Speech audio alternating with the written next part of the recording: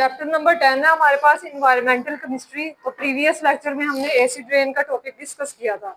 Acid rain actually में क्या होती है, फॉसिल फ्यूल से कुछ गैसेस रिलीज होती हैं, ऑक्साइड्स ऑफ नाइट्रोजन और सल्फर। जब वो एटमॉस्फेयर में ऑक्सीजन के साथ जो है वो रिएक्ट करती हैं तो वो क्या बन जाती हैं, ऑक्साइड्स।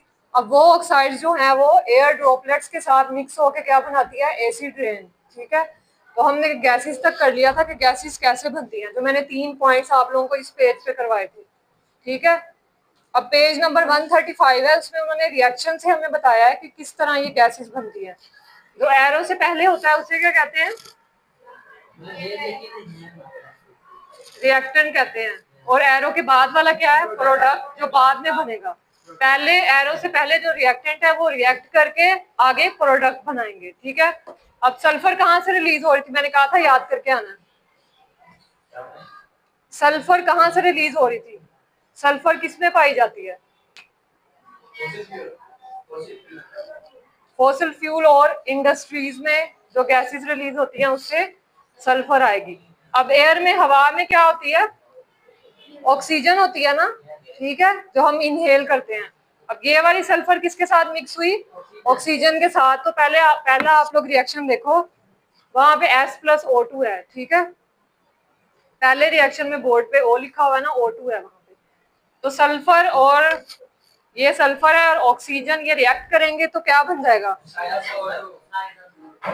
SO2। ठीक है, ये प्लस को रिमूव कर दिया तो क्या बन गया, SO2। तो पहला रिएक्शन कंप्लीट हो गया। अब ये वाला SO2 कहाँ पे जाएगा, पहले सल्फर फॉसिल फ्यूल से निकलकर कहाँ गया, एटमॉस्फेयर में ऑक्सीजन के साथ रिएक्ट किया तो क्या बन गया, SO2। ये हमारे पास एटमॉस्फेयर है, हवा की बात करेंगे।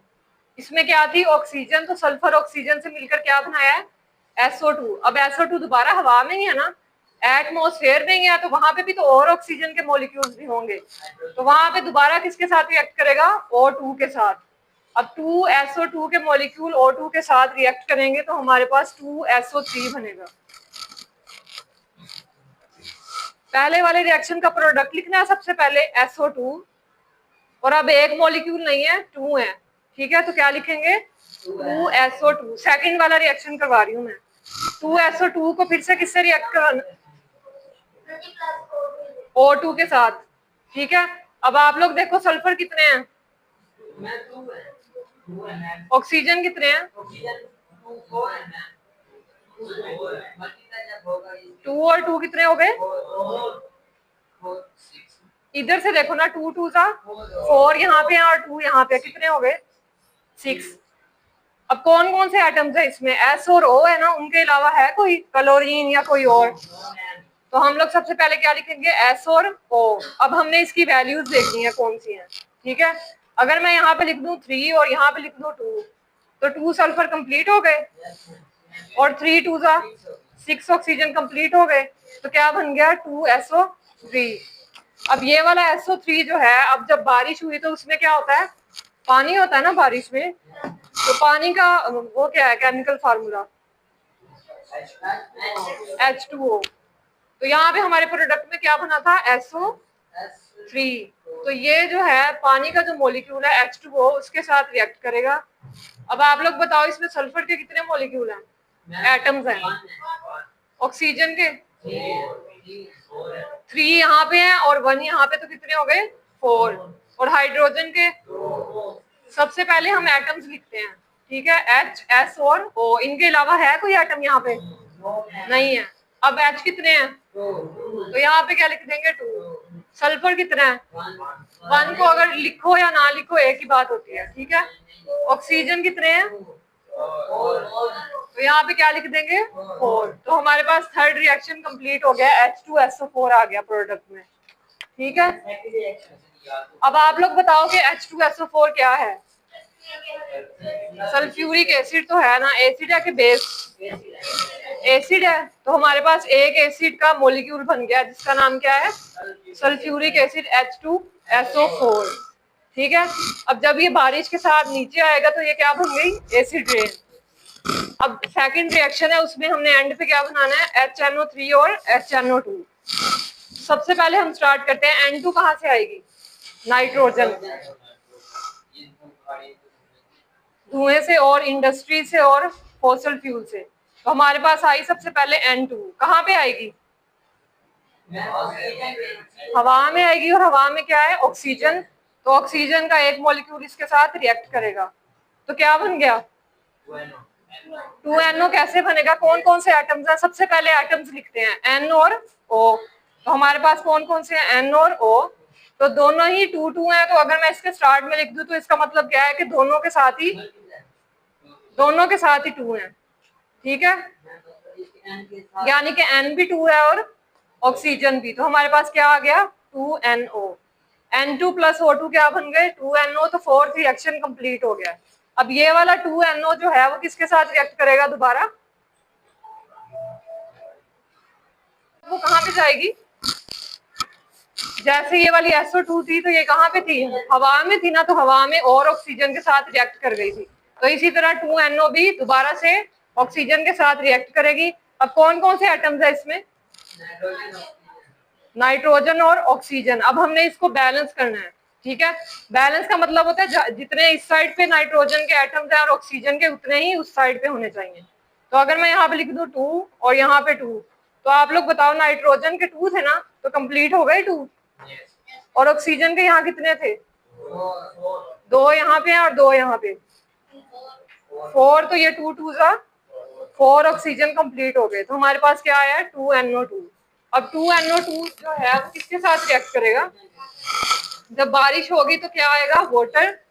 तो वाटर के साथ रिएक्ट करेगा। वाटर का फार्मूला क्या है? 2NO2 plus H2O।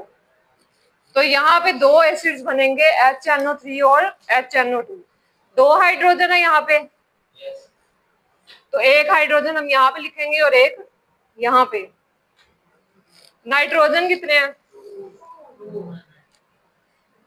ठीक है, एक यहाँ पे आएगा और एक यहाँ पे। ऑक्सीजन कितने हैं? 4 यहाँ पे हैं और एक यहाँ पे, ठीक है, 5 है। तो हम लोग 3 जो है वो यहाँ पे लिखेंगे और 2 यहाँ पे। तो हमारे पास 2 एसिड्स के और मॉलिक्यूल्स आ गए। तो पहले क्या बना था? H2SO4। उसके बाद क्या बना है? HNO3। और फिर क्या बना है? HNO2। ये 2 जो हैं। तो यहाँ पे हमारे रिएक्शंस कंप्लीट हो गए हैं। जिसको नहीं समझ आई वो दोबारा पूछ ले।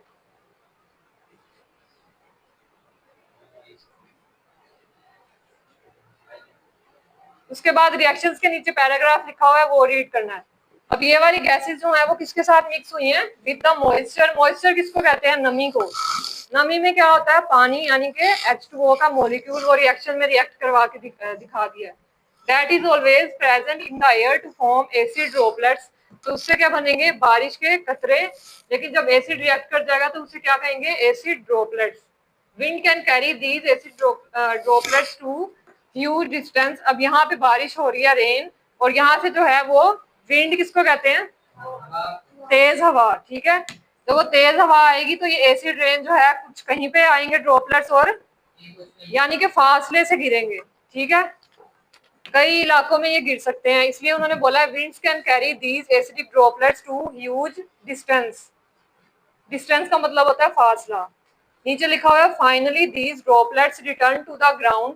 अब क्या है? कहीं ना कहीं जाके तो उन्होंने नीचे गिरना है ना, ठीक है। तो वो जाके कहाँ गिरेंगे? ग्राउंड में। तो उस रेन को हम क्या कहेंगे? Acid rain. एसिड हेल भी इसको कहते हैं। स्नो के तौर पे भी होती है, स्नो में भी होगी ये एसिड, एंड इवन फॉग में भी एसिड हो सकता है। एसिड रेन किस तरह का दिखाई देता है? Feels and taste like clean rain. जैसे कि सादा बारिश होती है, सेम उसी तरह। उसको हम लोग आंख से नहीं पहचान सकते कि वो एसिड रेन है या सिंपल रेन है। It corrosive nature. क्रोसिव का मतलब होता है जंग लगना, ठीक है। इसके ऊपर लिख लो, it's corrosive nature cause widespread damage to the environment. अब इसके अंदर जो जंग लगने की सलाहियत होती है वो क्या करती है? इन्वायरमेंट में भी अफेक्ट करती है और बिल्डिंग्स को भी डैमेज करेगी, प्लांट्स और एनिमल्स को भी।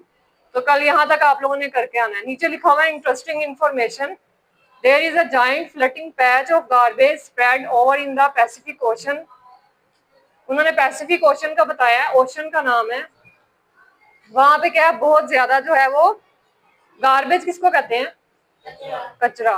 वहां पे बहुत ज्यादा कचरा जमा हुआ है, कितना है 100 मिलियन टन। तो ये एमसीक्यूज के लिए इंपॉर्टेंट है, ठीक है। तो कल हम लोग करेंगे इफेक्ट्स ऑफ एसिड रेन।